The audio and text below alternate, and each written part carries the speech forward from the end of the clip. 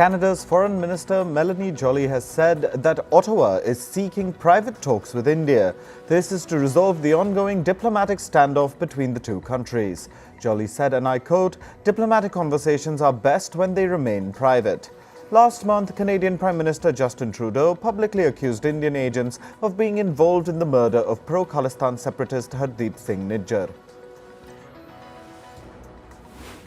U.S. Republican lawmaker Jim Jordan has launched a run for the position of Speaker of the House of Representatives. Jordan will likely contend with Steve Scalise. The election for Speaker is likely to take place on October 11th. This comes after a historic vote that ousted Kevin McCarthy from the position on Tuesday. U.S. President Joe Biden has said that his administration has approved an additional $9 billion in student debt relief. This will impact about 125,000 borrowers. Biden says this brings the total approved debt cancellation to $127 billion. U.S. Secretary of State Antony Blinken and other U.S. officials are visiting Mexico. This is to discuss issues like arms trafficking and increasing migration. The Biden administration has come under increasing pressure from Republicans as well as Democrats for not doing enough to slow migrant arrivals. Argentina's presidential election race is putting abortion access and women's rights in the spotlight. The election frontrunner Javier Milei opposes abortion. He also wants to shut the Ministry of Women, Gender and Diversity. Milei calls it a type of affirmative action that is degrading towards women. His stance has caused fears among feminists in the country. They're afraid that Argentina risks backtracking on gains in women's rights made in recent years. South Korea's Vice Foreign Minister has met with his Japanese counterpart in Seoul. They are expected to discuss bilateral relations and global and regional issues during their meeting. This is the first vice-ministerial strategic dialogue between South Korea and Japan in 9 years.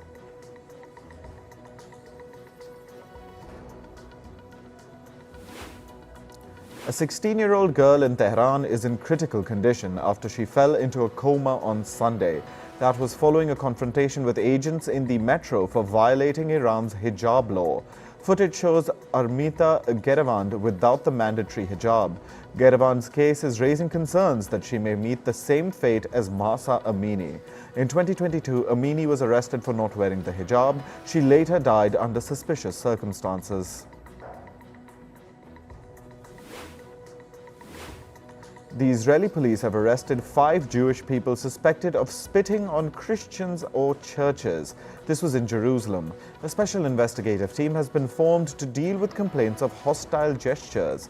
Members of the Christian community say they're facing growing harassment and intimidation from Jewish people. This is particularly since Benjamin Netanyahu's hard-right government took office late last year. A building has collapsed in Cuba's capital, Havana. This has killed 1 person and 2 others were hospitalized in critical condition. Meanwhile, Cuban rescue workers were looking for 2 other people trapped beneath the rubble. The dilapidated building in Havana was home to 13 families and housed 54 people.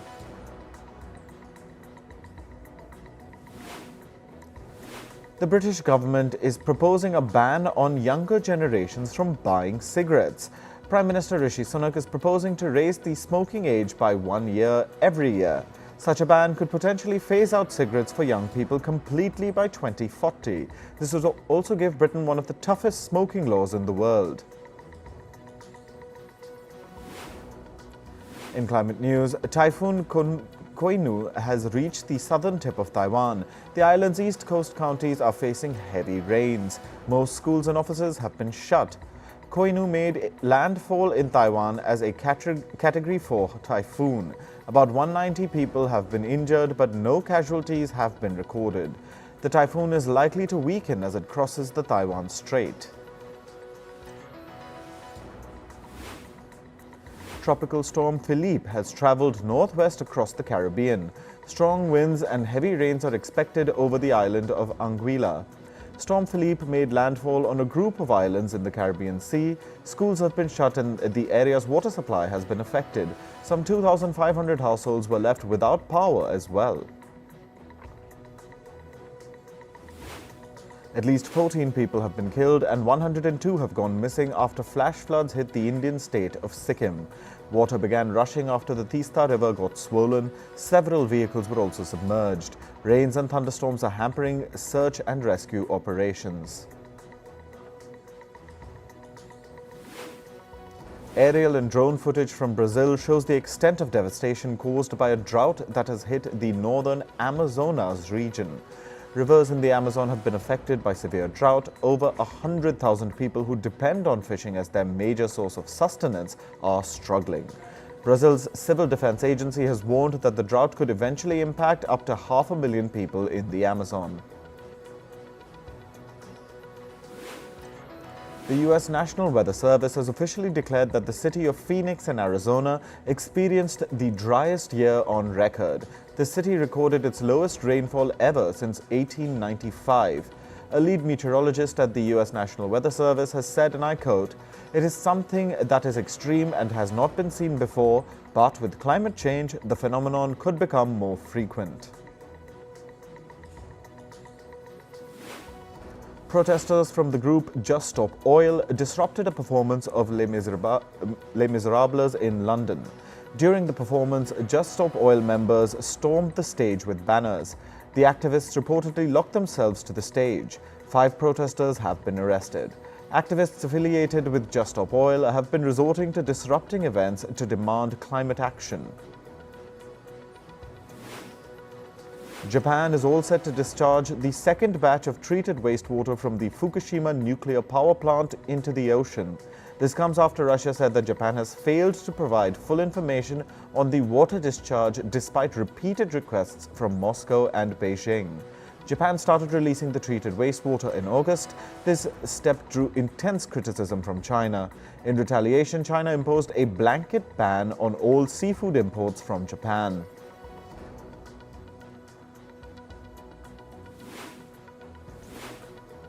Pope Francis has called upon rich countries to make profound changes to help tackle the global climate crisis. He defended climate protesters and urged governments participating in the upcoming COP28 climate summit to make it a turning point. Pope Francis advocated for a decisive acceleration of energy transition from fossil fuels to renewable energy. He said, without decisive action, the world would face the point of no return. A new study shows that people are more likely to die from heart and lung diseases about 3 to 6 weeks after a natural disaster. This is likely because of reduced access to health services.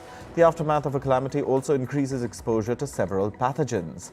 The study highlighted that floods make up 43% of all extreme disaster events and are likely to become more severe. Student researchers in Germany have developed a prototype of a pedal-powered submarine. They tested it off Spain's Canary Islands. The submarine aims to help in the conservation of marine life. The submarine will participate in a competition next year, which will aim to foster research in marine preservation. On to business and tech news. Financial firm Barclays has reportedly started laying off people this week. It will terminate 3% of its global investment banking workforce. Overall, up to 300 Barclays employees may lose their positions in the job cuts. Australian financial firm Westpac says it has cancelled the sale of its Fiji and Papua New Guinea businesses.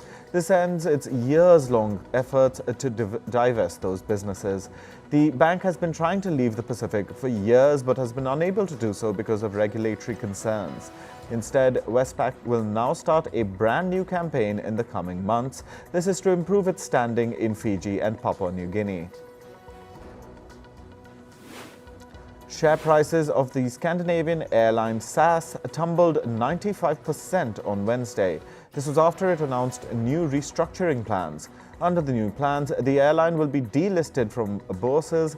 SAS will also said that U.S. investment firm Castlelake and Air France KLM would become new major shareholders in the airline. This comes after SAS filed for bankruptcy protection in the US last year. Donut maker Krispy Kreme is exploring strategic options for its Insomnia Cookies unit. The options include a potential sale. Insomnia Cookies operates in 3 countries with over 250 bakeries. In 2018, Krispy Kreme acquired a majority stake in the cookie company. About 75,000 workers at U.S. healthcare giant Kaiser Permanente have started a 3-day strike. The workers have accused the company of failing to address staffing shortages. They say this has left medics overworked and underpaid. This marks the largest ever strike in the American healthcare sector. Reports say Apple had once considered changing its default search engine from Google to DuckDuckGo for its Safari browser. The details of the talks are expected to be released later this week. This is part of a testimony against Google as it faces an antitrust trial in the US. Google has been accused of abusing its dominant position in the market. The tech giant allegedly paid $10 billion annually to Apple and other smartphone makers. This was to make Google the default search engine on their devices. Canadian technology company BlackBerry has said it would separate its Internet of Things or IoT and cybersecurity businesses. It will also target an initial public offering for the IoT business next year. In May, BlackBerry said it was considering strategic options for its businesses. Last year, it had also pulled the plug on its flagship smartphone business. Monthly US advertisement revenue at social media platform X declined every month since Elon Musk bought the platform last October. This is according to a report by an ad analytics firm, Guideline. X, formerly known as Twitter, has struggled to retain some advertisers as brands have been wary of rapid changes under Musk's ownership. Other reports have pointed out that there has been an increase in hate speech on the platform since Musk took over. Spotify has said that its premium users will now have access to 15 hours of audiobooks per month. For now, this is only for its users in the UK and Australia. The feature will be expanded to the United States later this year. Last year, the launch of Spotify's audiobook service in the US challenged Amazon's Audible. The new plan could further hurt Amazon when it rolls out in the US.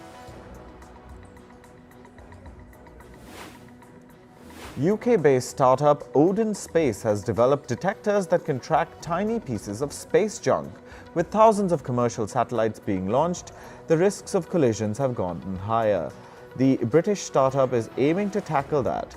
Odin Space has devised a lightweight detector system. It can identify pieces of junk as small as 0.1 millimeters.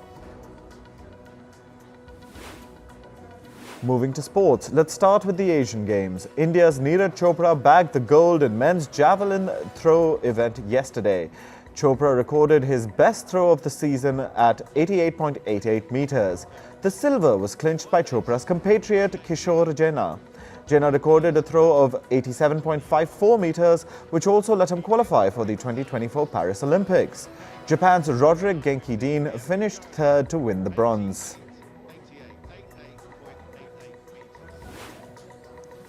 India finished first in the men's 4x400-meter relay race to clinch the gold.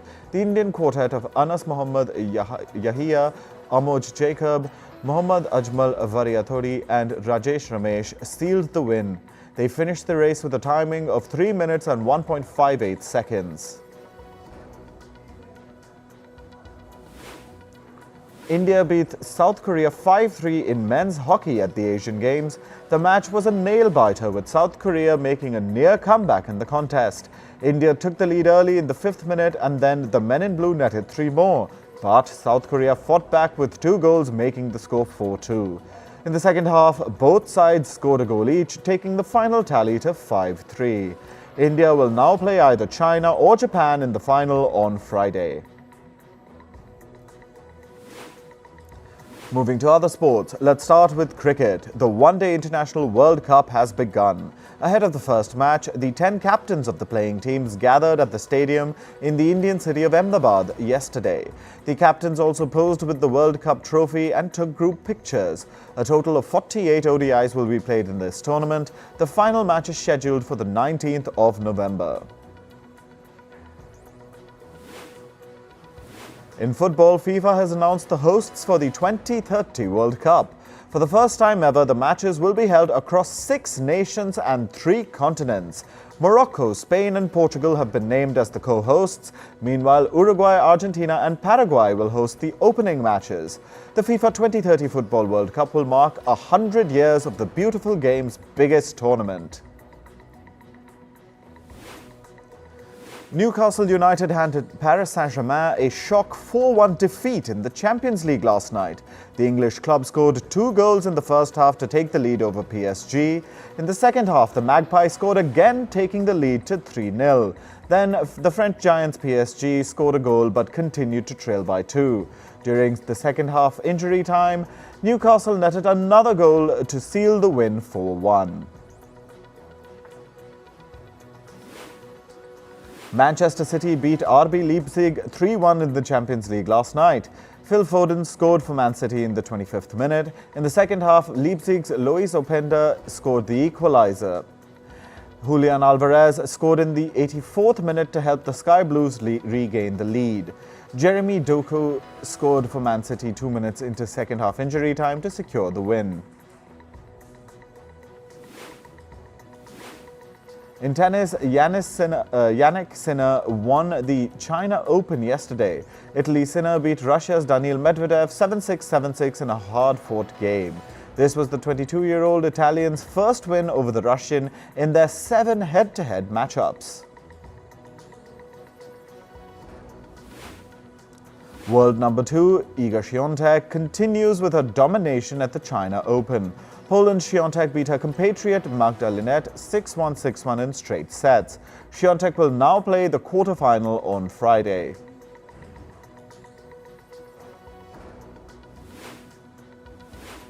In MotoGP, Marc Marquez will part ways with Honda after the end of this season. The Spanish rider and Honda have agreed to end their partnership on 1 year early by mutual agreement. 30-year-old Marquez has spent 11 seasons with Honda and has won 6 world titles for them. In entertainment news, the Hollywood Actors Union and Producers Union have announced their negotiations are ongoing. The union members held a meeting on Wednesday and they will now meet again on Friday. The meeting's venue was changed to Los Angeles after the Actors Union made the request.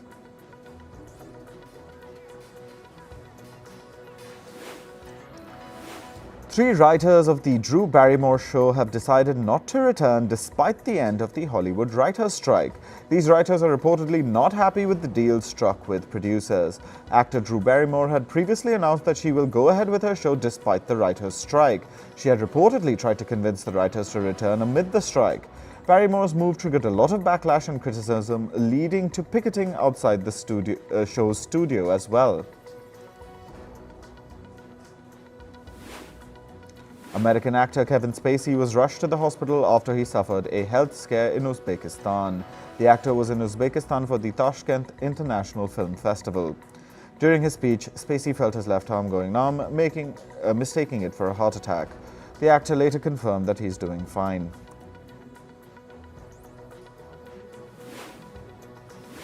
The Golden Globe Awards recently announced that it has become more ethnically diverse.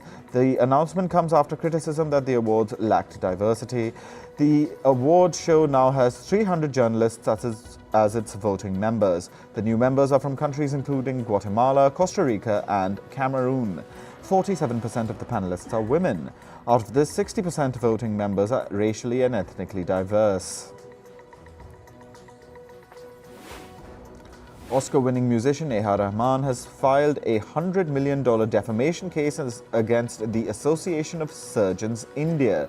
This comes after the Surgeons Association lodged a complaint against him. The association alleged that Rahman failed to refund them for a cancelled concert. Rahman's counsel, Narmada Sampath, said that the transaction never happened and they didn't sign any contract. A.R. Rahman has also urged the association to issue a public apology. English actor Julia Ormond has filed a case against disgraced Hollywood producer Harvey Weinstein over sexual assault. Ormond accused Weinstein of sexually assaulting her during a business meeting in the year 1995. She has also sued the Walt Disney and Miramax studios for being the enablers of sexual assault.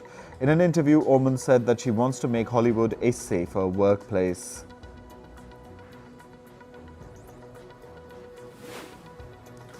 American actor Johnny Depp's upcoming animated film has sealed a global distribution deal. The movie is called Johnny Puff: Secret Mission. It's slated to release in 2024. The film will reportedly release in South Korea, Germany, Spain, and West Asia. Depp's character goes on a secret mission to save his village from intruders. The film is a spin-off of the mini-TV series Puffins that released in 2020.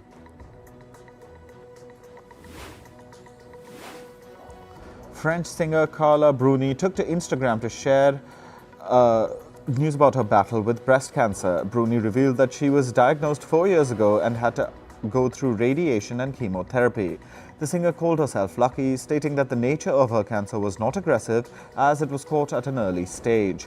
Carla Bruni also urged women to get regular health checkups done.